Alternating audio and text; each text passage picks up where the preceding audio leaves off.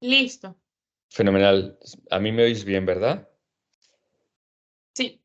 Vale. Pues empiezo, ¿vale, chicos? Perdonad el retraso, hemos tenido problemas técnicos, cortesía de Mac y de mí mismo, ¿vale? Entonces, bueno, pues vamos a ir más o menos un poquito más rápido de lo habitual, pero vamos a tocar todos los temas que vamos a tocar, así que fenomenal.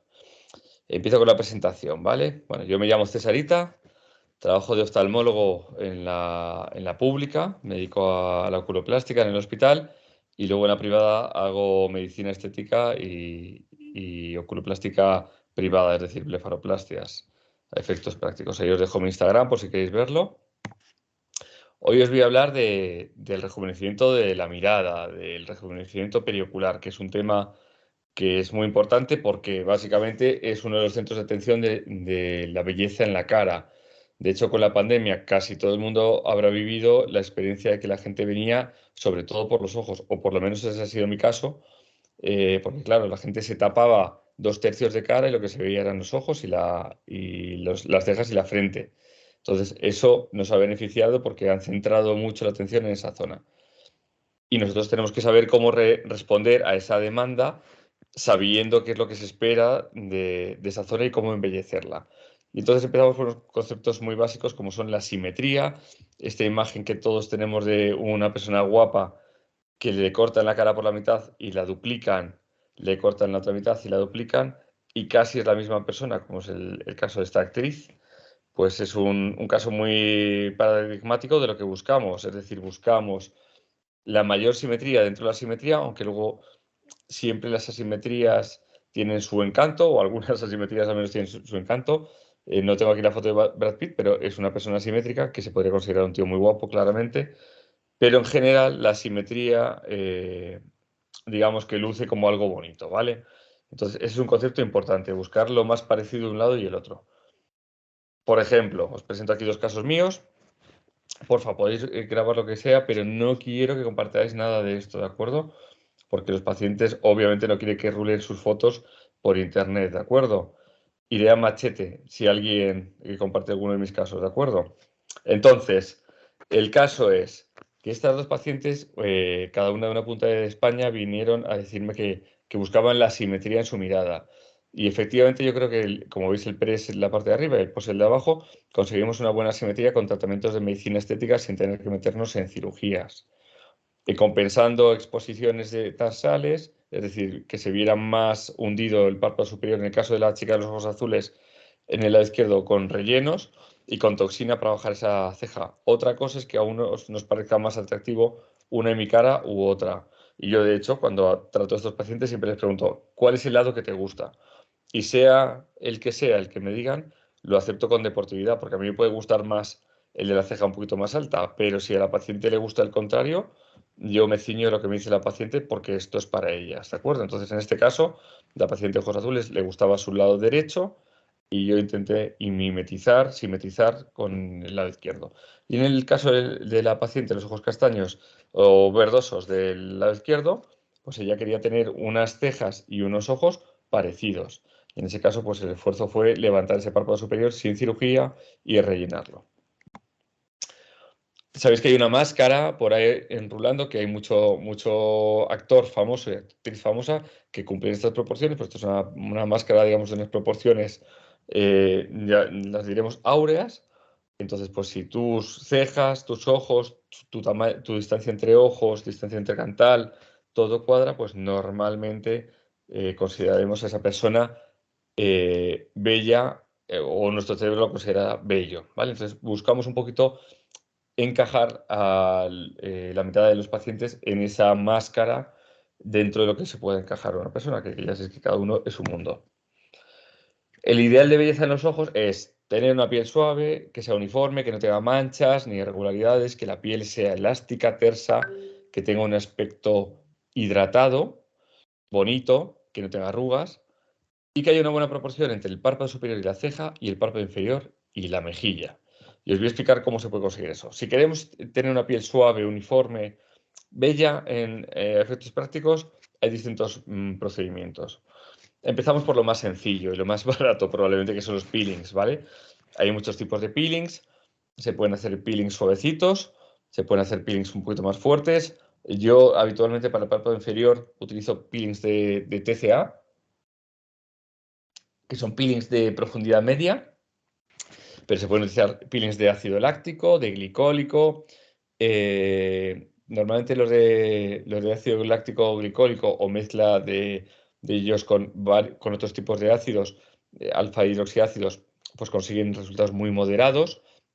Los peelings de TCA se pueden hacer del 5, del 10, del 20, 25, 35. Yo hago entre el 25 y el 30%, ¿vale? Y la verdad es que va muy bien. Lo que pasa es que hay que tener cuidado porque si el paciente tiene una laxitud palpebral, el peeling puede retraer el párpado. Eso es muy importante porque pueden darse un susto muy grande porque al principio la piel se queda como dura, cartonada. Ya sabéis que los peelings de TCA son sencillos de usar en el sentido que tú tienes que esperar, digamos que tu límite para aplicar el peeling es el blanqueamiento de la piel. Entonces, si consigues ese frosting, pues ya paras. ¿Qué pasa? Que esa piel se queda luego, se pone rojita y luego se acartona, luego se empieza a despellejar y esa piel queda durita. Y si una persona tiene un tarso laxo o flácido, puede provocar un ectropión durante el proceso de cicatrización de la piel. O sea, hay que tener cuidado con eso. No tengo que deciros nada más del peeling de fenol, que es un peeling muy potente que cambia en verdad el aspecto de la gente, pero tiene inconveniente de que tracciona mucho la piel. Y en este caso que os presento de este artículo, es verdad que la paciente está lisa, pero a cambio de una retracción de párpado inferior. Como veis, el borde libre del párpado inferior está como si le estuvieran tirando desde la mejilla para abajo, las pestañas se han invertido y hay un scleral show mayor que en el párpado que en la foto de arriba. O sea que hay que tener cuidado. Pero bueno, está descrito, ¿vale? Estos son dos casos míos, son dos pacientes. El paciente más joven de la derecha, el gorrito blanco, pues quería una blefora inferior, le hice una blefora inferior y como veis tenía esos pliegues en la piel y por intentar dejárselo lo mejor posible, pues le hice en la misma cirugía un peeling de TCA del 25 y luego posteriormente al mes otro, ¿vale? Y el resultado a los 2 meses o 3, creo que es esa foto, es ese. Y en el caso del de la derecha es un paciente que le hice una blefora completa y él, por su cuenta, en su lugar de donde vive, porque él no es de Madrid tampoco, pues se hizo un peeling también potente. Y como veis, las arrugas desaparecieron por completo. Pero ya os digo que estos peelings muy potentes en el párpado inferior tienen el riesgo de traccionar un poquito del párpado hacia abajo y aumentar el scleral show y redondear un poco el ojo. Eso tenéis que tenerlo en cuenta, ¿vale? También se puede utilizar el plasma. El plasma, yo le veo la ventaja de que no es tan caro como un láser de CO2 y el inconveniente de que no sabes lo que estás quemando. ¿Por qué? Porque el plasma crea ese plasma, literalmente, que quema la piel, daña la epidermis y si te acercas mucho puede dañar la dermis. Y además no por igual, porque vas dando pequeños golpes, digamos, puntos de plasma con esas pequeñas quemaduras negras que hemos visto muchos en Instagram. Yo no tengo un vídeo mío propio porque yo no hago plasma. Pero que tiene para mí el inconveniente de que son varias sesiones, que no consigues un efecto muy potente, que puedes tener hiperpigmentaciones postinflamatorias, que puedes tener asimetrías, que puedes tener resultados, digamos, poco buenos para el post, que es el plasma, es decir, para lo mal que lo pasan. Entonces, eso habría que tenerlo en cuenta, ¿de acuerdo? Por ejemplo, en este caso de la izquierda de la pantalla, de derecha que veis vosotros, pues sí, se han tratado esos antelasmas, pero la foto, como tantas otras, son fotos y no se ve realmente cuál es el aspecto de la vida real, que da un aspecto como de abultado, ¿no? De dónde estaba la lesión. Entonces, no, el plasma en sí a mí no me gusta especialmente, pero ya os digo, es una opción económica que puede costar entre 6 y 10 mil y a algunas personas pues le puede valer frente a otras opciones más caras como puede ser los láseres. Podemos utilizar láseres con afinidad por el agua y esos láseres lo que hacen es estimular contra el colágeno, estimular la producción de nuevo colágeno y alisar, ¿de acuerdo? Entonces hay láseres de neodimio YAG, hay láseres de herbio YAG, hay láseres de CO2 y todos pueden hacer ese efecto de resurfacing. ¿Qué pasa? Que cuanto más profundo dentro de la epidermis va el láser, probablemente más efecto consigamos y por eso el láser de CO2 para esto es mejor. Es mejor un láser no ablativo fraccionado. ¿Por qué? Porque el downtime, o sea, la recuperación es mucho menor y además, pues tú le haces varias sesiones y poquito a poquito vas mejorando al paciente. ¿Qué pasa si haces un tratamiento muy fuerte desde el principio? Pues que puedes conseguir una inflamación postinflamatoria, o sea, una hiperpigmentación postinflamatoria, perdón, que puede ocurrir hasta en el 33% de la gente sobre todo en fototipos altos, del 4 al 6 desde luego, y que luego podemos tener complicaciones de retracciones, haber quitado más piel de la cuenta, eso es un problema siempre, ¿de acuerdo? Entonces es mejor ir de menos a más. Os voy a presentar unos vídeos del doctor César Arroyo. Esto es un láser de CO2 que tiene, dependiendo del láser de la casa comercial, pues hay distintos tips, distintas puntas, y con esa punta pues tú puedes hacer distintos patrones. Hay láseres que disparan en filas, haciendo estos cuadraditos. Hay láseres que te permiten, dentro de ese cuadradito, disparar en puntos alternos para que cada punto tenga un tiempo de relajación térmico adecuado. Este es el otro láser. El otro vídeo en el que podéis ver que se pueden modificar el tamaño de ese cuadradito de impacto, haciendo un rectángulo, un círculo, triángulos. Cada casa comercial pues tiene distintos patrones y tú puedes simular con el láser, digamos, el patrón que seguimos nosotros los oftalmólogos cuando hacemos una blefaroplastia superior, como veis en el vídeo. ¿Qué pasa? Que hay que tener muy buen manejo de los parámetros del láser y conocerse muy bien el láser de cada uno para saber si eso consigue un efecto o no, porque nunca es tanto como una blefaroplastia. En nuestro Congreso Nacional se habló de la mini blef como una opción con un láser de CO2 de una marca comercial, pero ya os digo que son para pacientes que necesitan un poquito de reducción de piel, no para grandes excesos de piel. Estos son casos publicados de cómo mejoran las arrugas, sobre todo en las patas de gallo o en los párpados inferiores, y efectivamente mejoran, ¿eh? Pero hay que tener en cuenta, como es este caso del doctor Arroyo también, que tú le haces un... Doctor Arroyo es un crack en manejo de dispositivos de luz y aún él siendo un gran maestro en este tipo de dispositivos, como veis, los resultados son solo moderados, ¿de acuerdo? Probablemente cuando abriera el ojo el paciente todavía le sobra la piel y se pudiera tratar con una blefaroplastia quirúrgica. También se puede utilizar el láser para los tatuajes.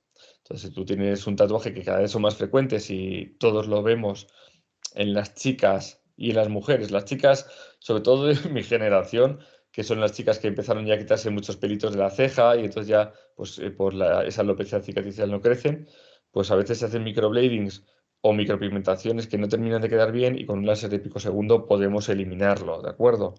Normalmente son un par de sesiones o tres y el resultado suele ser bastante bueno. Y luego ya se puede derivar, si queréis, a una paciente, a una especialista en microblading, que ahora hay gente muy preparada con unos resultados absolutamente espectaculares que tatúan pelo a pelo cada nuevo pelo en la ceja.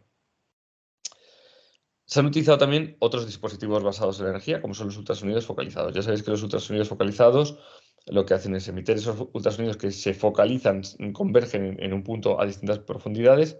Dependiendo del aparato, puedes tener una imagen real, en tiempo real, de la ecografía de donde estés impactando con esos ultrasonidos y consiguen contraer la piel al calentarla por dentro, contraer los tejidos. Lo que pasa es que, como veis en esta imagen, no sé si es porque son pacientes asiáticos y los asiáticos tienen unas características cutáneas también palpebrales distintas, pues los resultados son solamente leves o moderados, ¿vale? Hay algunos casos que son mejores y otros que parece como que no se ha hecho tanto en la paciente, ¿vale?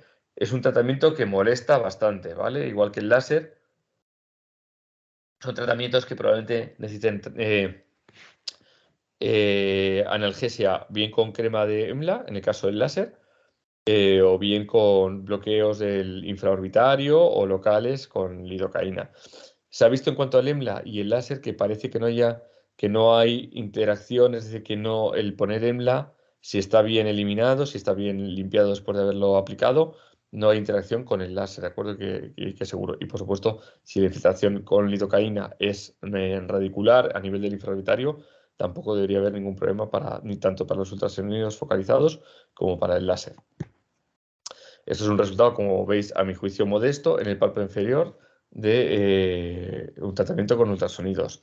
Como os digo, hay gente que no quiere cirugía y entonces, pues bueno, pues esto puede ser una alternativa válida para ese tipo de gente, pero no es una alternativa espectacular, si se puede decir así. Luego está la opción de la radiofrecuencia. Hay distintos tipos de radiofrecuencia: monopolar, bipolar, fraccionada, con agujas. Bueno, hay distintos aparatos.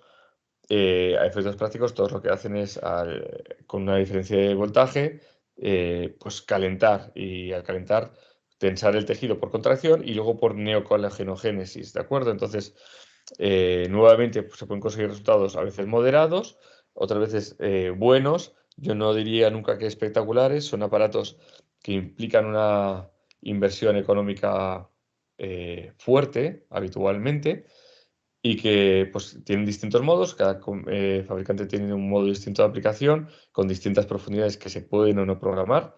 Os voy a enseñar el caso de mío yo tengo el Morpheus 8, que es que tiene este aplicador, que es como una pistola, que tiene como una plataforma que proyecta los pinchitos dentro de la piel. Entonces tú tienes distintas profundidades que puedes programar para distintas, digamos, fines terapéuticos. Por ejemplo, esta paciente que es un tratamiento para un festón húmedo, pues lo aplicamos normalmente a 4 milímetros, 3 y 2. Y tú puedes programar la potencia a la que aplicas el ultrasonido. Yo os digo que esta es la plataforma que yo tengo. Hay otras plataformas, pero todas se basan en el mismo principio, en esa radiofrecuencia desde la punta de esos alfileres que está, digamos, a ver si me explico bien. La punta no está protegida, o sea, la punta es metálica y el resto del alfiler está protegido de tal manera que no se daña la epidermis, solo se daña donde está la punta, teóricamente. Salvo que, claro, cuando tú pises el pedal para que salgan las agujas, no estés apretando bien el cabezal y levante todo el cabezal hacia arriba, y entonces puedes quedarte con las agujas muy poco profundas y dañar la epidermis. Pero si no es así, normalmente es un tratamiento, la radiofrecuencia, que se puede hacer en cualquier fototipo, ya sea en negros como en blancos, asiáticos, y que tiene unos resultados también moderados, diría yo. Bueno, vamos a hablar de la proporción entre la ceja superior, la ceja, obviamente, y el palmo superior, ¿vale? Se ha estudiado mucho, se han hecho estudios de todo tipo porque cada vez, y yo creo que nos pasa a todos, nos damos más importancia a la ceja. Entonces, en este estudio, que es muy interesante, lo que hacían eran coger imágenes de revistas de moda desde los años 40 hasta los 2010. Y lo que hacían era medir esto que veis aquí, que es el ángulo de ataque, es el ángulo que forma la horizontal de los cantos externos con la ceja. Y también medían la altura respecto al canto externo y el ápex de la ceja para ver más o menos cuál es la ceja, cómo ha ido evolucionando la ceja con los años. Y lo que ha ido pasando es lo siguiente. Si veis en este gráfico del centro de las barritas, cada vez se espera que la ceja tenga, o sea, esté más alta respecto al ojo. O sea, hubo una época, por ejemplo, que veis en los años 50, que las cejas eran muy altas, luego bajaron digamos, eh, digamos, esa esperanza de que la ceja fuera bonita por estar cerca del ojo, y luego, a medida que han pasado los años, ha ido creciendo. Y de hecho, también en este estudio se estudió cómo eran las cejas esas bonitas, esas caras bonitas, respecto del ojo. Y se vio que la parte más alta, el ápex de la ceja, cada vez iba más hacia el lateral, ¿vale? ¿Veis ahí que pone LC? LC significa canto lateral, eh, respecto al CLC, que es un espacio entre el canto lateral y el limbo corneal, ¿vale? Entonces, cuanto más lateralizado está el ápex, más lo consideran nuestros cerebros bonita, ¿de acuerdo? Y además también se vio lo de ese ángulo de ataque, de cómo salían las cejas. Y se ve que cada vez nos interesan más las cejas bajas, es decir, que el ángulo no sea muy alto. De hecho, en resumen, en este artículo se vio que una ceja estéticamente bonita se considera como una ceja que tiene un ángulo de ataque como de 15 grados, que está elevada respecto del ojo en torno a 20-25 milímetros, ¿vale? O sea, que la ceja no esté muy bajita, ni tampoco esté muy alta, como en personas mayores cuando tienen tosis palpebrales, que tiran de la ceja para levantar el párpado superior, ¿vale? Entonces, si veis la foto de la B, que era lo que se consideraba estéticamente bonito en los años 2000-2010, hoy en día estas cejas tampoco las consideramos bonitas. Y si veis gente en Instagram o en TikTok, la gente cada vez demanda cejas más altas, sobre todo en la zona temporal. De hecho, acordaos de esa moda que hubo de los Foxy Eyes, bueno, que gracias a Dios pues ha ido desapareciendo poco a poco. Todo esto viene porque en 1974 un maquillador describió cómo era la ceja perfecta. Y ese maquillador, que se llama West algo, no me acuerdo nunca de su nombre, el caso es que dijo que la ceja perfecta empezaba más o menos en la vertical del ala de la nariz con el canto interno del ojo y terminaba en la diagonal entre el ala de la nariz, el canto externo. Esa línea, si la prolongas hacia arriba, ahí es donde tiene que terminar la ceja. Y lo ideal sería que la cola estuviera un pelín más alta que la cabeza o más o menos a la misma altura de la cabeza de la ceja. Y como veis, el ápex de la ceja debería estar entre el limbo corneal y el canto externo. Yo os digo que ese ápex cada vez lo estamos lateralizando más, ¿de acuerdo? También se estudió, y hay distintos autores que han ido estudiando pues, la posición relativa respecto al centro de la pupila, y se habla de esos 25 milímetros del ápex de la ceja, el espacio entre el ápex de la ceja y el triquion, donde nace el pelo, que debe ser entre 5 y 6 centímetros en la mujer y hasta 8 centímetros en el hombre. Todo está estudiado porque las cejas todos le damos mucha importancia, ¿vale? En este estudio súper interesante lo que se hacía es preguntar a la gente, se le planteaba una serie de fotos y ellos decían qué consideraban la ceja ideal y qué consideraban una ceja de persona joven. Y entonces se vio que las cejas que representaban un tercio de la anchura de la hendidura palpebral, o sea, la distancia entre los cantos interno y externo, se relacionaban con la juventud en casi el 40% de la gente. Y se consideraba una ceja ideal en un 60% de la gente que tenía una ceja de un cuarto, a la altura de la cabeza de la ceja, ¿eh? Un cuarto del grosor de la anchura entre los dos cantos, ¿de acuerdo? Digamos, eso es la ceja ideal en cuanto a grosor. Y eso nos sirve pues, para imágenes como esta. Esta es una paciente que parece más joven solamente por el hecho de haberse engrosado la ceja, ¿de acuerdo? Entonces, es muy importante poder orientar a nuestros pacientes de cara a decirles, oye, mira, porque ellos lo demandan también, oye, ¿me recomiendas que me haga esto en las cejas o no? Yo siempre me gusta tener, ya os digo, alguien de referencia para los microbladings, para mandárselo, porque es verdad que cambia mucho los ojos y da un aspecto más juvenil, tiene unas cejas gorditas, como hemos visto ya. También se estudió una cosa que es el concepto del frame orbitario, es decir, el espacio que hay entre el pliegue palpebral superior y la línea que empieza a marcar el tear trough y la unión entre el párpado inferior y el pómulo.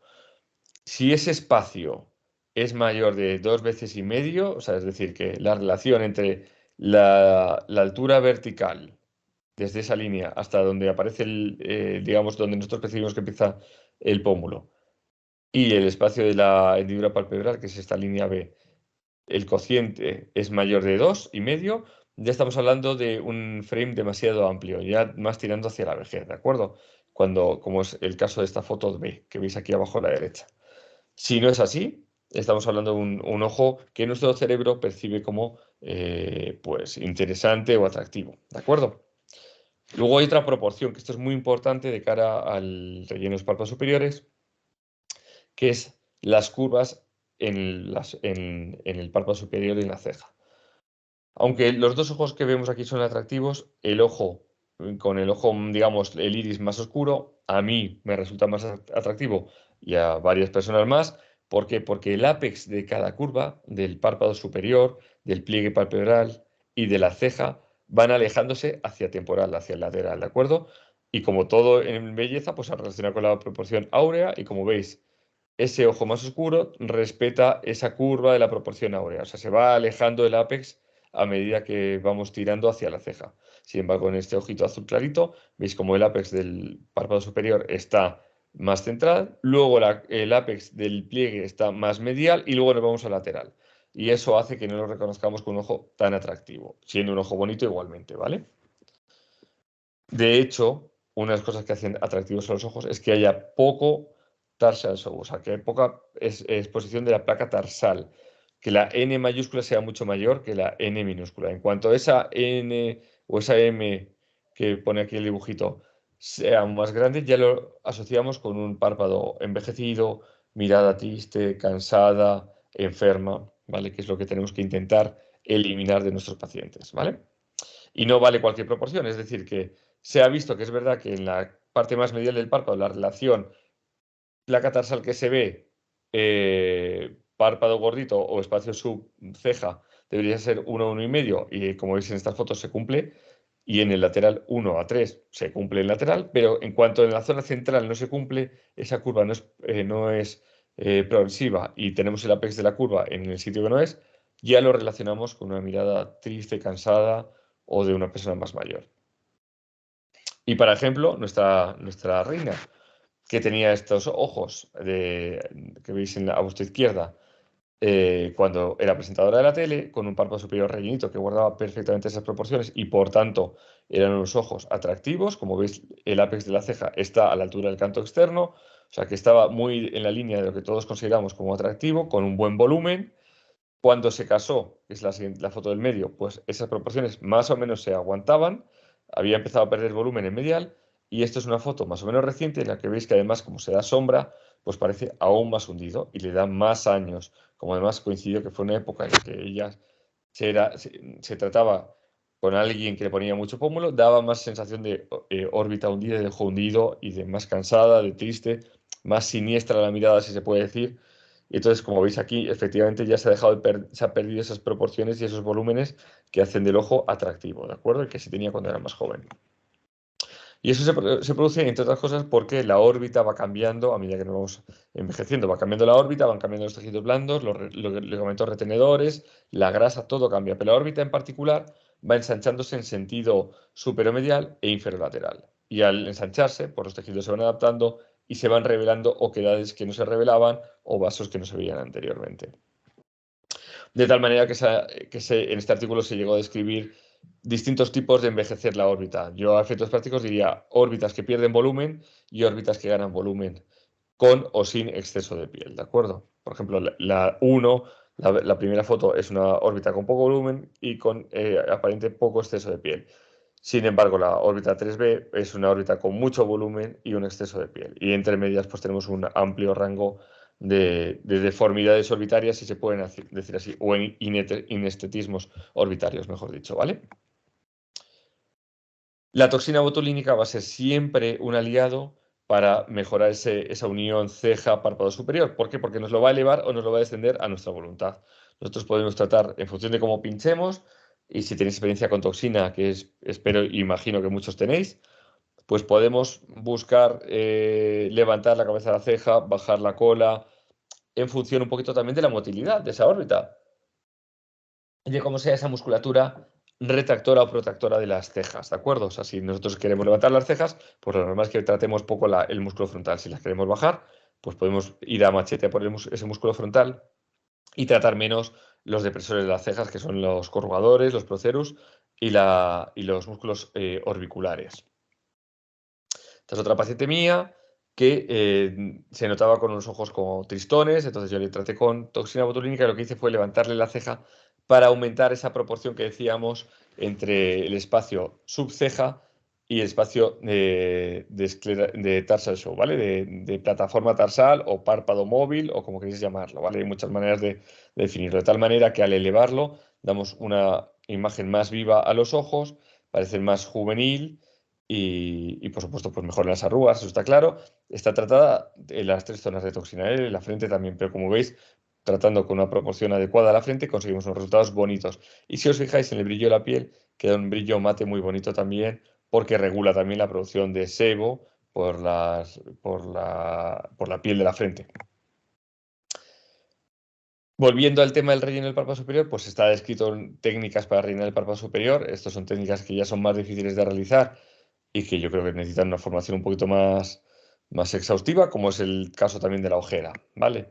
Pero podemos conseguir resultados como este, que es un tratamiento en el que me vino una paciente que había pasado por una maternidad, que estaba muy cansada, porque como sabéis, quien tenéis hijos, pues la maternidad pues no solamente es hacer caso al niño todo el día, sino no dormir, no descansar, rendir luego en el trabajo, y ya decía que tenía cara cansada. Entonces el tratamiento consistió en intentar simetrizar esas cejas, intentar elevar la ceja izquierda lo máximo que pudiéramos, rellenar los párpados superiores para que tuvieran un aspecto más proporcionado y más ideal, si se puede decir así, y rellenar un poquito la fosa temporal para ayudar a dar volumen a la cola de la ceja y levantarla un poquito.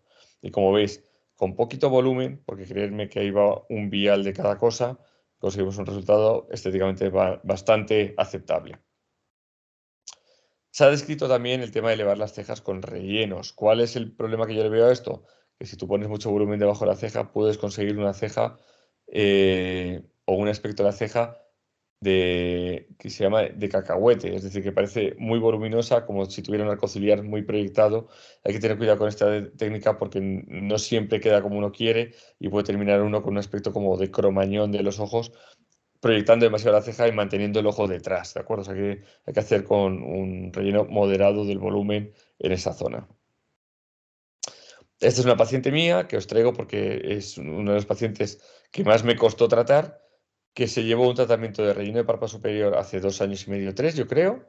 Sigue manteniéndose, por supuesto, podría poner un poquito más de volumen. De momento, yo soy muy conservador para estas cosas, e intento poner el mínimo volumen posible, pero como veis, ha mejorado mucho esos espacios, esos surcos palpeares superiores, y he conseguido levantarle las cejas. Como veis, están pigmentadas, eso es cierto, pero los pelos han elevado. Y como veis, el ápex de la ceja se ha lateralizado, que es lo que me interesaba para darle ese aspecto bello a la mirada. En este caso, pincho toxina siempre que puedo en los depresores de las cejas y nunca en la frente.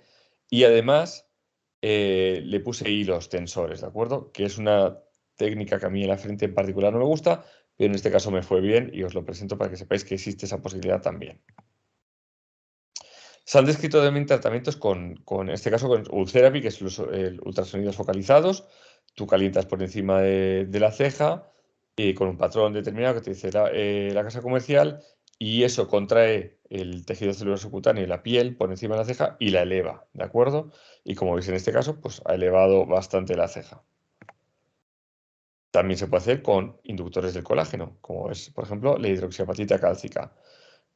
Yo en este artículo no veo gran cambio, sinceramente. Puede ser que haya elevado un pelín la ceja izquierda, pero es una alternativa. ¿Cuál es el problema que yo veo a la hidroxiapatita en esta zona? Que no la puedes deshacer. Y si te queda mal, tienes que meterte en cirugía probablemente o en diluirla mucho con suelo fisiológico y rezar porque termine desapareciendo. O sea que yo creo que la región pericular no es una zona para elegir la hidroxiapatita cálcica, diría que casi nunca, ¿vale? Y vamos ya a la parte inferior, ¿vale? La proporción entre el párpado inferior y la mejilla debe ser también adecuada para que nuestros ojos parezcan jóvenes.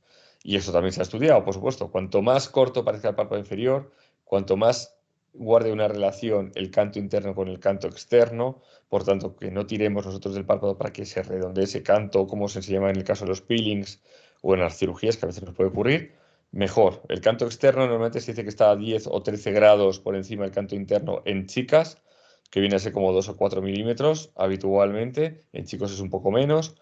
Los pliegues también se han medido. En una chica viene a estar en torno a los 8 milímetros, 6-8 milímetros diría yo, en un chico entre 8 y 10. El pliegue palpebral inferior, que es fiel reflejo de dónde va insertado el músculo que tira el párpado inferior hacia abajo cuando miramos, que se llama retractor del párpado inferior, está a unos 3-4 milímetros. Ese pliegue es muy difícil que no exista, siempre hay algo. Y luego que no haya bolsa, claro, si tú tienes un párpado sin bolsa, sin hernia de grasa, siempre va a aparecer un párpado muy juvenil. De hecho, en esta paciente, si veis, se marca la línea del pie que forman los movimientos en el surco nasogeniano. Sin embargo, tiene un párpado inferior muy bueno, con un mínimo déficit en el espacio premaxilar.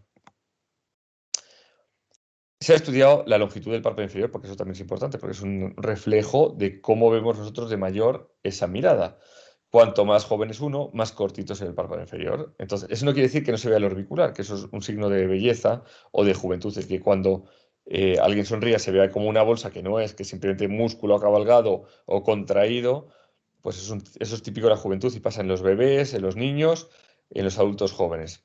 Pero ya os digo que la longitud de partículas se ha medido y se ha visto que cada década aumenta al menos 1 milímetro la longitud del párpado inferior, ¿de acuerdo? Entonces, si podéis comparar, si comparáis la chica de los ojos azules aquí con la señora mayor abajo, veis que la diferencia es evidente entre lo que vemos aquí de longitud del párpado inferior frente a esta longitud del párpado inferior. Y ese aspecto de párpado largo siempre envejece y además permite esa herniación de la grasa. Y os repito, esto se produce porque la órbita cambia de posición, el músculo orbicular con su ligamento retenedor cambia de posición, el septum no es capaz de sujetar la grasa hacia atrás, la grasa orbitaria, y la grasa a veces también cambia características y abulta, ¿vale? Hay una clasificación muy sencilla de la ojera, que es la clasificación de Hirman, 1, 2 y 3. 1, solo se ve el tear trough. 2, el tear trough casi llega al pálpebro malar, que es hasta el borde lateral de la órbita. y 3 cuando ya tenemos surco nasoyugal, ¿de acuerdo? Entonces, esta clasificación no es la más anatómica, no es la más etiológica, pero sí que sirve para decidir los tratamientos. Y por tanto os la pongo aquí, que creo que es muy sencilla de recordar. Y vuelvo a recordar el tema de la nomenclatura. Teardrop se considera, o valle de lágrima en español, que como veis es una muy mala traducción, esa impronta que hace el músculo al sujetarse contra el reborde del hueso, contra el periósteo, porque son fibras musculares que bajan hacia el periósteo y se fusionan hasta el limbo corneal medial. De ahí hacia temporal, todo es surco palpebromalaar, ¿de acuerdo? Y si seguimos la línea del teardrop hacia abajo, siguiendo la indentación que hace el ligamento cigomático cutáneo, tenemos el surco nasoyugal, ¿vale? Eso es la que no tiene nada que ver con el surco nasogeniano, ¿vale? Porque muchas veces se confunde cuando se habla. El tratamiento de los surcos está ampliamente descrito con ácidos hialurónicos. Hay muchas casas comerciales, cada uno tiene el suyo para el surco. Mi recomendación personal, yo utilizo uno que es de tecnología NASA. ¿Por qué? Porque me proyecta hacia arriba, que es lo que yo quiero. Como es una zona con un tejido muy pegadito al hueso, lo que me interesa es levantar lo máximo que pueda, y tiene poca capacidad hidroscópica, es decir, que capta poco agua, ¿vale? Hay gente que utiliza ácidos hialurónicos con matrices polidensificadas, no digo marcas, y le va muy bien porque tiene más capacidad hidrofílica, capta más, entonces con un par de gotas captan agua. ¿Cuál es el problema? Que este tipo de geles son más blanditos y por tanto no levantan surcos muy profundos y que hay que saber cuánto agua captan en cada paciente, porque si es un paciente que tú piensas, le pinchas igual que el anterior y te capta mucho agua, es un paciente que le funciona mal los linfáticos del párpado inferior, que son bastante abundantes, te puedes encontrar con un efecto Tyndall muy llamativo desde el principio. Hay que tener cuidado, ¿vale? Entonces, cada casa comercial tiene su relleno. Yo recomiendo el que uso porque me va bien, pero cada uno puede usar el que quiera, ¿vale? Y de hecho, pues cada uno utiliza el que quiera y a veces hay combinaciones. Lo que sí recomiendo muchas veces es tratamientos combinados y ahora os lo voy a enseñar. Hay casas comerciales que han incluso publicado clasificaciones de la ojera en función de la profundidad, del aspecto de la piel, del ojo, de la pigmentación. Bueno, ya os digo que la clasificación de Hillman es la más cómoda. Esto es una manera de hacerlo, que es rellenar desde lateral. Yo lo puedo hacer de distintas posiciones en función de cómo me compense. Normalmente utilizo la cánula. ¿Por qué? Porque es menos precisa, pero es mucho más segura, menos complicaciones vasculares, que es lo que queremos. Duele poco o nada, generalmente, salvo cuando cruzamos el ligamento retenedor del orbicular. Entonces, quien cruce el ligamento varias veces, pues provocar más dolor. Si quieres, puedes pinchar un poquito de anestesia en el infraorbitario para que no moleste tanto, ¿vale? Y vamos rellenando y con el dedo vamos moldeando y comprobando que no nos pasamos al espacio preseptal o retroseptal, porque entonces podemos conseguir bolsas, ¿de acuerdo? Entonces vamos moldeando poquito a poquito con el dedo, ¿de acuerdo? Hay gente que hace pequeños bolos, que me parece perfecto, hay gente que lo hace con la aguja y no le sangra nunca, perfecto, cada uno lo hace como le viene bien, ¿de acuerdo? Yo utilizo este método porque a mí me funciona. Aún así, con una técnica exquisita, podemos tener complicaciones, podemos tener efecto Tyndall, podemos tener nódulos tardíos, podemos tener infecciones, o sea que es muy importante tener una técnica lo más exquisita posible para por lo menos quedarnos tranquilos de conciencia. Y como os decía, muchas veces asociamos otro tipo de tratamientos, ya sea relleno de la fosa temporal, como es este caso, que se puede hacer desde distintos puntos, se puede hacer pretriquial, se puede hacer desde el centro del pómulo. Yo lo hago siempre subcutáneo, es decir, justo debajo de la piel, ¿de acuerdo? Por un motivo, porque así me evito cruzar por el músculo y llegar a vasos que hay en profundo, aunque parece que no hay vasos, siempre hay vasos. Y además porque con poco producto consigo mucho efecto. Entonces con un vial puedo tratar dos fosas temporales, digamos, moderadamente deprimidas. Si es una fosa temporal muy deprimida, necesitas un vial. Pero consigues un efecto muy natural. Y el pómulo igual. Es muy importante también cuando uno va a tratar la ojera, muchas veces rellenar la grasa medial profunda, puesto que eso va a darnos un sustento y la grasa piriforme profunda, para un sustento para el párpado inferior, ¿de acuerdo? Entonces ya os digo que el relleno de la ojera muchas veces va acompañado del relleno en otras partes de la cara. Y es que además la ojera y el párpado superior suelen ir asociados a pérdida de volumen en pómulo y en fosa temporal. Este es un caso de una paciente que quería un poquito de relleno de ojera y ya os digo que con el tratamiento con un relleno en 2 días, yo siempre lo hago en 2 días porque intento, y os recomiendo que lo hagáis también así, intento hipotratar, rellenar de menos porque los rellenos ya os digo que van a captar agua y a veces te lleva sorpresas porque depende del tipo de persona va a captar más o menos, ¿vale? Entonces, hipotratar y en la revisión que normalmente yo hago al mes, se vuelve a tratar si hace falta, ¿vale? ¿Cómo podemos mejorar la ojera? Pues la ojera pigmentada puede ser pigmentada por pigmentación melánica, o sea, marrón, y en ese caso los láseres pues de KTP, de PDL, los IPLs, que no es un láser, es un tipo de luz, pero bueno, una luz de xenón, pueden ir bien para tratar esa pigmentación melánica de la ojera, y es una buena opción. Pero también podemos tener ojeras pigmentadas porque se ven azuladas. Y ese azulado se produce por 2 motivos. Uno, porque la piel es muy fina y trasluce el músculo orbicular que tenemos debajo. O 2, porque se ven telangiectasias, vasos superficiales o vasos reticulares, que son vasos más gordos. ¿Y esos vasos cómo se pueden tratar? Los vasos reticulares en particular con láser de neodimio jack de pulso largo, ¿de acuerdo? Y con eso conseguimos coagular el vaso, vasos de 3 milímetros incluso, y desaparecen. Aquí son 2 aplicaciones distintas con unos muy buenos resultados con esos vasos. Pero al loro, hay que ser conscientes de que puede haber complicaciones de tipo trombótico, o sea que no es quitar el vaso y se acabó, ¿de acuerdo? Este es un vídeo del doctor Arroyo nuevamente, en el que se ve como dando el láser, pues va poquito a poquito buscando un efecto que es el blanqueamiento del vaso, ¿de acuerdo? A veces también se consigue un efecto púrpura cuando se da con el láser, pero en principio el efecto es verlo dejar de existir, digamos. Este es el pre y el post, un resultado excepcional y muy bonito del doctor Arroyo. Se ha intentado mejorar la ojera también con PRP y con carboxiterapia. Estos son casos que un lado era PRP y el otro es carboxiterapia.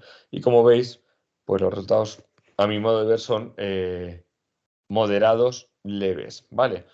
El PRP teóricamente tiene como mecanismo de acción un engrosamiento del epidermis y la dermis a través de distintos factores de crecimiento. Y de esa manera pues, se disimularía la vascularización profunda o se disimularía un poquito la melanina de la piel. En el caso de la carboxiterapia, o sea, del CO2 inyectado, no se tiene tan claro cómo funciona. Está claro que el estímulo mecánico va a producir un engrosamiento de la piel, una formación de colágeno. Esto es como se aplica la carboxiterapia. Como veis, se mete la agujita muy poco profunda, justo por debajo de la piel. Esta piel es la piel más fina del cuerpo, entonces hay que tener cuidado. Y se separan esos planos musculares y cutáneos, ¿de acuerdo? Y así conseguimos dar ese estímulo. Además, la carboxiterapia tiene un efecto también liberador de oxígeno localizado porque desplaza la curva de la hemoglobina y entonces esa zona coge CO2 y los vasos de esa zona y su hemoglobina cogen CO2 para eliminar lo que se elimina por la expiración y se capta O2 en los tejidos. Eso, por ejemplo, nos sirve como aplicación para las cicatrices en esa zona, ¿vale? En la zona tanto del párpado superior como en otras zonas del cuerpo, ¿vale? De hecho, esto es un artículo, perdona por el grito, en el que se aplica CO2 y como ves tampoco hay grandes cambios y que se ve la piel un poquito más tersa, ¿vale? El color de la ojera, a mi modo de ver, no cambia, pero sí que se ve la piel un poco más tersa porque se ha engrosado, ¿de acuerdo? Y entonces ha cambiado un poquito sus características. Y luego ya para acabar tenemos pacientes con indicaciones quirúrgicas, o sea que ya la medicina estética se nos queda corta y tenemos que tratar a estos pacientes con cirugía. Son los casos de dermatochalasia excesiva, de caída del párpado superior, de tosis de las cejas muy intensa, que ya sabéis que la toxina, y si no lo sabéis os lo cuento, puede subir 2-3 milímetros, no sube más. Entonces, pues esta paciente que veis ahí abajo, pues por mucho que le ponga 2 o 3 milímetros de elevación de ceja, no consigue el efecto que ella desea, que es una ceja separada del ojo. La herniación de los paquetes grasos retroseptales de párpado inferior, a veces se pueden comparar, pero si tienes un paciente con un vector negativo, un pómulo muy retrasado respecto al globo ocular, pues puedes necesitar tanto volumen que a veces queda como artificial y es mejor cirugía. Al paciente al final le sale más barato, ¿vale? Le hacemos una blefaloplastia inferior por vía transconjuntival y los resultados son muy buenos. Y ya ni que decir, retracciones del párpado superior e inferior, se puede rellenar con ácido hialurónico para intentar que el párpado superior caiga o que el inferior suba, pero los resultados también son moderados, salvo que pongas grandes volúmenes que comprometan a la funcionalidad. Bueno, con esto y un bizcocho, espero no haber ido muy rápido, espero que os haya servido y os haya picado un poquito la curiosidad por el tema del rejuvenecimiento periocular. Y si queréis podemos empezar con una rondita de preguntas sobre este tema, si os apetece.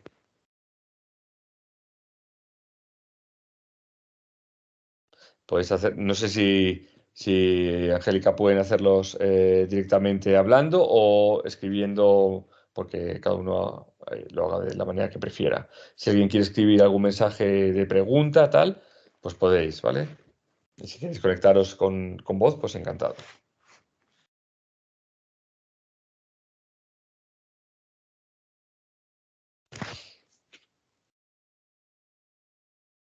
A lo mejor son muchas cosas, a lo mejor os lo sabéis, a lo mejor os he aburrido, por lo menos decirme, no ha sido tan malo. Mira, tengo una pregunta de la doctora Madrigal, que es oculoplástica. Dice, ¿qué marca de ácido utilizas para la ojera y para el surco superior? No se puede decir, hombre, yo lo digo encantado, yo utilizo Restylane, ¿vale? Es de Galderma.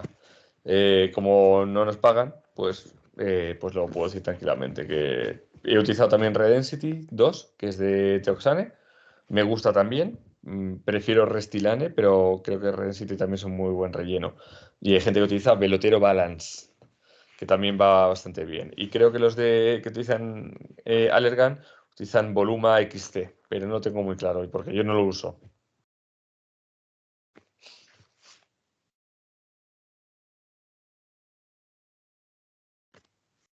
Nada, un placer.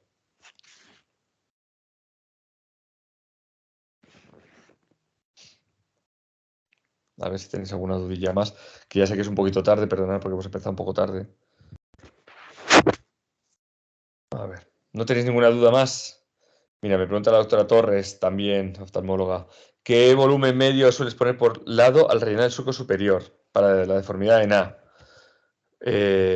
Pues os digo lo mismo que le digo a todo el mundo cuando me lo preguntan y cuando viene alguien a estar conmigo en consulta, y es que no lo sé.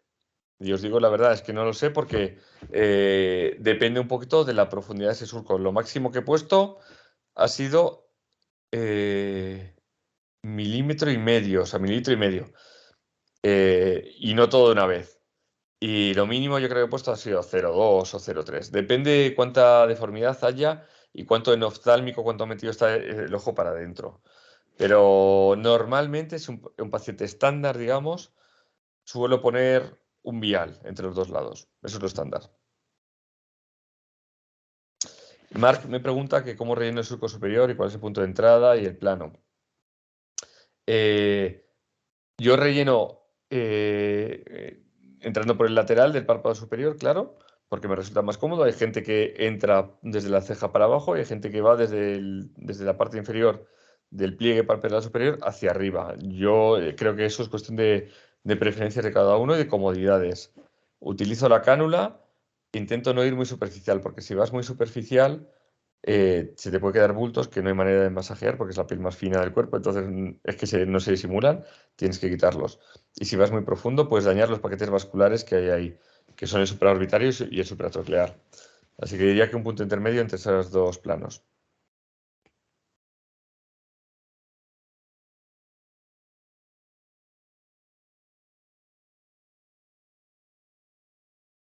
Nada, Marc.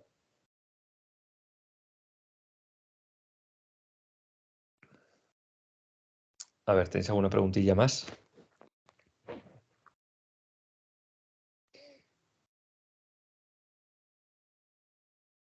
Yo, mientras va surgiendo alguna pregunta más, si surge, solo os diré que yo no tengo dispositivos basados en la luz, es decir, que yo no tengo láser de CO2, no tengo Herbio, no tengo PDL, no tengo IPL, no tengo nada de eso. Entonces yo he tirado mucho de peelings para tensar la piel y los resultados son buenos, lo que pasa es que a los peelings como al láser hay que cogerle la medida, hay que tener una experiencia, yo diría que adecuada. Entonces, para empezar yo, si empezáis con peelings, os recomendaría siempre empezar con los peelings más suavecitos, que parece que no hacen nada, y hacer fotos para comparar el pre y el post, y luego ya meterte a cosas un poquito más cañeras, porque si no, pues es que podéis tener complicaciones de que os falte piel del párpado inferior y eso luego ya implique cirugías y tal. Me preguntan qué marcas de peeling utilizo. He utilizado de Sesderma, utilizo también de la farmacia de Cayetano y ahora en los compañeros de Urgotouch, que es un láser que se utiliza para cicatrices, van a sacar también peelings para la zona periocular. Entonces, ya os digo, yo de momento he utilizado Sesderma o Mediderma y fórmulas magistrales.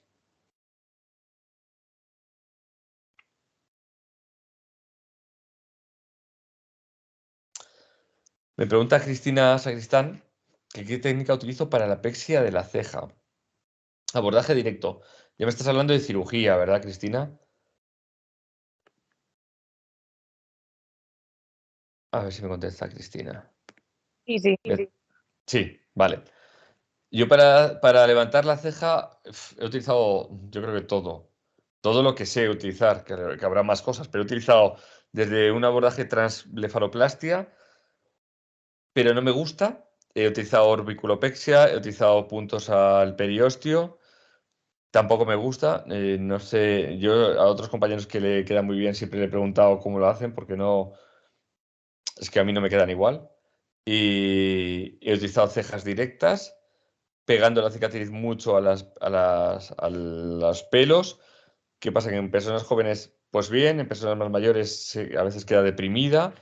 Lo que utilizo más es, he utilizado también superióstico, no, quizá por falta de experiencia los que he hecho no me han ido bien. Y utilizo sobre todo justo a raíz del pelo. O sea, pongo la cicatriz aquí delante del pelo y desde ahí tiro todo lo que puedo. Y con eso consigo resultados más o menos bonitos, más o menos. Entonces, pues utilizo ese abordaje pretriquial habitualmente. Me pregunta Rebeca también, ¿utilizas algún tratamiento despigmentante para la ojera? ¿Qué recomiendas? Pues mira, para la ojera, tratamientos despigmentantes. Yo he utilizado carboxiterapia. Atención que son 5 o 10 sesiones de carboxiterapia, mejoran levemente. Y he utilizado despigmentantes, la hidroquinona al 5% con retinoico al 0,1 y ácido cógico también va bien. Se supone que la vitamina C también va bien, la vitamina K con la cafeína también va bien.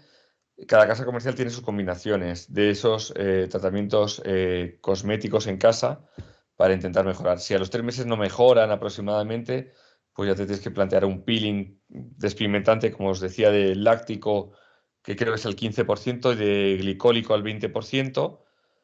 Y si no mejora, pues ya os digo que dispositivos de luz.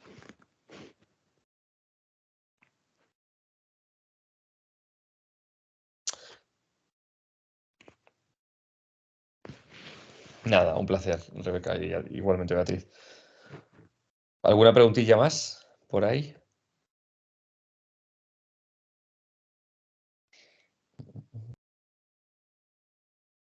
El tema de la pigmentación, sí, mientras surge otra pregunta, si surge, es un tema difícil, porque la melanosis ya de base, cuando uno nace con unos ojos tipo panda, es muy difícil de tratar, con los años empeora, cuando está uno cansado empeora, si además tienes un arco ciliar protruyente, se ve la sombra del arco ciliar y no hay manera.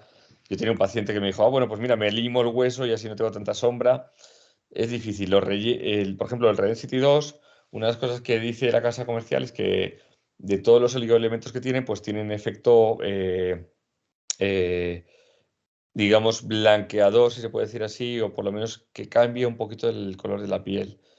Puede ocurrir en algunos individuos, probablemente no sepamos en quién sí y en otros no, pero yo creo que realmente eso es uno de los caballos de batalla que tenemos todos los médicos, el tema del blanqueamiento de la ojera oscura, porque cuesta. Igual que el relleno de la ojera, que os digo que es un tratamiento que también tiene sus dificultades, no solo técnicas inicialmente, sino de manejo de las complicaciones a posteriori, y que muchas veces quedan bien en el momento y al cabo de meses te aparece el paciente con un nódulo crónico o de inicio tardío, todo tiene sus dificultades.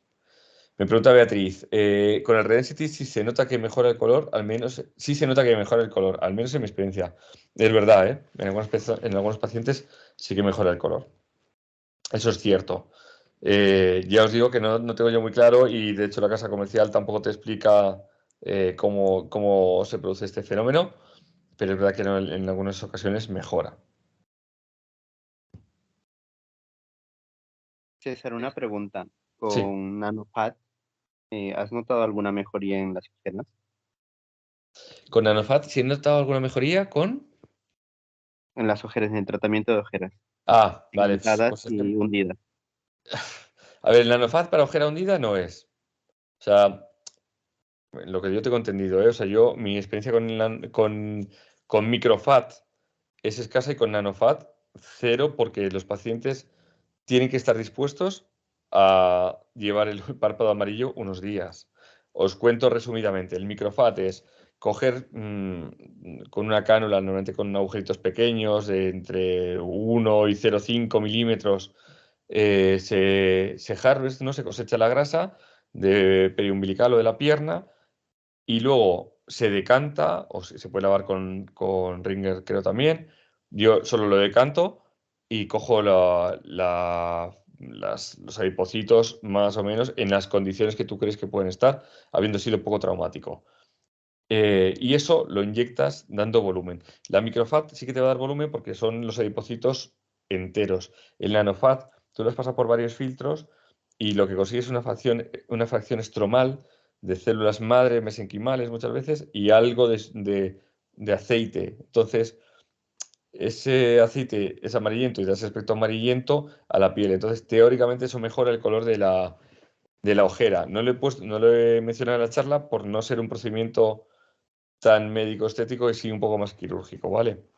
Pero yo creo que la gente que tiene párpados oscuros tira más de láser que de nanofat.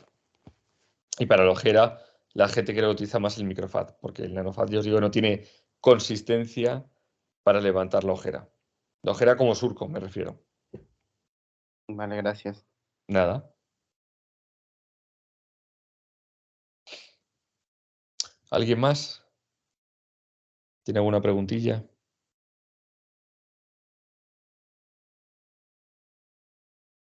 Ah, ¿por qué Restylane y no otro? Me pregunta Beatriz. Porque Restylane, va a sonar anuncio, pero es que es así. Restylane es un producto que capta poco agua, normalmente como máximo duplica su volumen y eso está muy bien. Y eso está genial, de hecho. Dos, porque tiene una G' alta que viene muy bien para el estrés horizontal, es decir, que ese elástico recupera su forma, entonces con las contracciones del orbicular se mantiene y no se dispersa, se queda donde lo has puesto, se integra bien al tejido. Entonces, para mí, Restylane funciona muy bien y además dura mucho. Entonces, tiene todo lo que yo quiero en un relleno para la región periocular. Y es muy noble, que eso también hay que decirlo. Cuando lo inyectas, es fácil de masajearlo.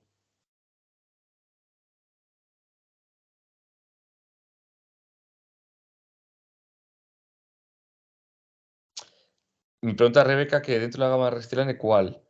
Restylane. Es decir, que hay Restylane hay millones, claro. Bueno, millones no, está el Define, el Refine, bueno, Lift, no sé qué rollos, Kiss, tal. Pero hay un Restylane que es solo Restylane. Que cuando hablas con un delegado comercial de Galderma te hablan del Restylane clásico de toda la vida, ¿vale? Que es el Restylane que en los artículos en Estados Unidos está definido como el Restylane L, ¿vale? Ese es el Restylane a secas, una caja azul oscura.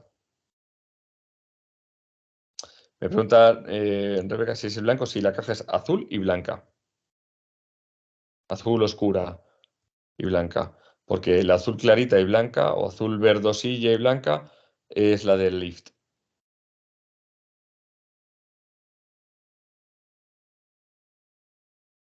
¿Alguna dudilla más? Eso es, justo.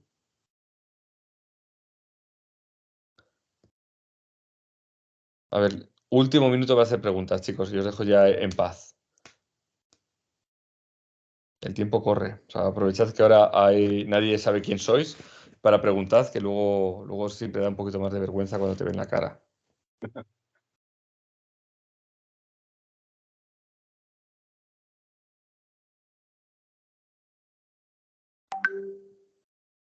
A ver, me entran WhatsApps, pero no me entran mensajes vuestros. Me dice Elena Torres, mil gracias, César. Estupenda presentación. Muchas gracias, Elena. Me hace mucha ilusión. Es que es un tema un poco denso porque es muchas cosas en muy poco tiempo y puedo ser un poco pesado. O sea que si os ha gustado, fenomenal.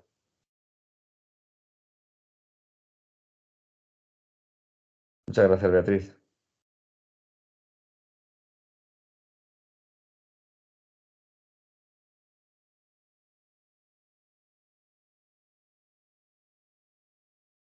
Gracias, Cristina.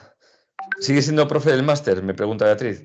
Sí, sigo siendo profesor del máster. Lo que pasa es que no me da la vida, sinceramente, chicos, porque también doy charlas para Galderma, curiosamente. Por eso utilizo. No es que utilice Restilane por Galderma, sino que utilizo Restilane porque estoy convencido de utilizar Restilane y lo cuento en las charlas de Galderma, la verdad. Y entonces, pues como doy charlas para Galderma, hago los pinchis de medicina estética, hago también la pública, las blefaros privadas, me da tiempo. Por ejemplo, voy a tener un taller, eso sí, en el máster de, que no me sale, de cadáveres, que lo hemos puesto este año para los alumnos. Hay otro taller que hago también independiente del máster de cadáveres para aprender a pinchar en distintos planos con rellenos de distintos colores y luego hacemos una disección rápida para ver si nos ha quedado bien o no. O sea que hago cosas puntuales porque no me da la vida, sinceramente. Me encantaría, ojalá. Y los hijos, efectivamente, y los hijos. Me recuerdan que tengo 3 hijos, que es cierto, claro, y tengo esta esposa, ese que me aguanta, entonces tengo que hacer caso a todo el mundo, entonces pues eso, no me da la vida. Pero me gustaría, durante el tiempo que estuve yendo a las prácticas, me lo pasaba fenomenal y es un momento genial de estar en contacto con todo el mundo, pero es que ahora no puedo.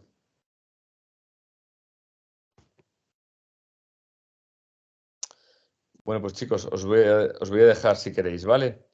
Ha sido un placer, de verdad, y un honor estar aquí con vosotros. Espero que os haya gustado y si queréis cualquier cosa, pues me podéis escribir por Instagram. Los que tengáis mi móvil, pues me escribís al móvil y a correr, ¿vale? Ha sido un placer, de verdad. Que os vaya muy bien a todos y espero veros en algún momento, ¿vale? Por ahí. Si me veis, decidme, oye, que estuve algún día en tu presentación y me gustó o no me gustó. Si no me gustó por esto o por aquello y lo mejoro para futuras presentaciones, ¿vale? Gracias a todos. Un beso y un abrazo para todos. Hasta luego.